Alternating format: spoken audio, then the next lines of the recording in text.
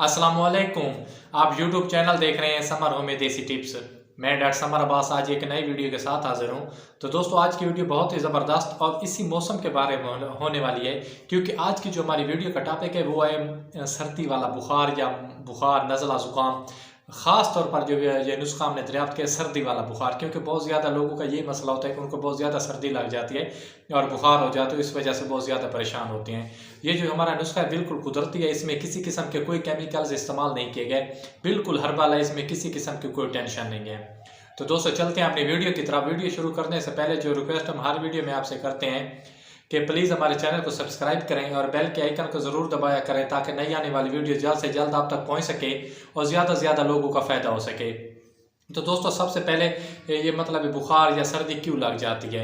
ये सबसे पहले एक तो नज़ला ज़ुकाम की वजह से भी हो सकती है, जिसमें गले की खराश भी हो सकती है, जिस्म में दर्द हो सकता है, सर में दर्द हो सकता है और बहुत ज़्यादा सर्दी होती है, हत्ता कि कपकपी सी लग जाती है। बस इंसान कहते हैं मुझ के ऊपर ना मुझ से अपने ऊपर मतलब कंबल वगैरह या रज़ाई वगैरह ओढ़ते ओढ़ते जाए और उसके बाद वज़न आ जाए। ये मतलब बहुत ख़तरनाक और मोहलिक हो सकता है ये बुखार, और इसका टेम्परेचर बहुत ज़्यादा हाई हो जाता है, 103, 104, 105 तक चला जाता है।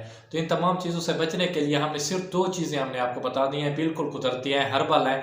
आपने ये नुस्खा सर्दियों में तैयार करके रख लेना है। इस नुस्खे को बच्चे बूढ़े जवान सभी इस्तेमाल कर सकते हैं, सिर्फ मिकदार में फ़र्क होना चाहिए। इसमें किसी किस्म का कोई चीज़ इफेक्टेड नहीं है जिस मतलब इस चीज़ का कोई गलत है मतलब कोई असर वगैरह होगा। तो सबसे पहले आपने करना क्या है कि आपने लेनी है काली मिर्च, उसका आपने पाउडर तैयार कर लेना है। इसके साथ एक जड़ी बूटी आती है प्रसार स्टोर से, आपको इजीली मिल जाएगी, नियाज बोक। जड़ी बूटी का नाम क्या है? नियाज बोक। और इसके साथ काली मिर्च।